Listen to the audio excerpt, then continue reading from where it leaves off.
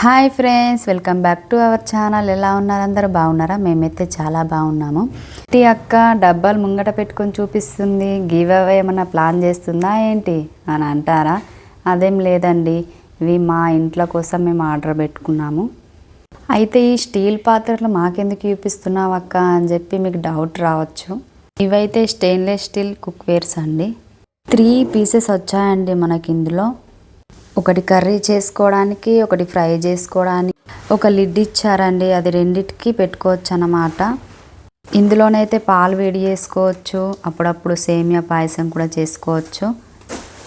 అసలు ఈ కుక్వేర్స్ ఎందుకు తీసుకున్నామంటే నాన్ స్టిక్ ప్యాన్స్ లోపల మొత్తం కోటింగ్ పోతుందండి. అవి హెల్త్కి బాగుండదని చెప్పి అయితే ఇవైతే ఆర్డర్ పెట్టుకున్నాము.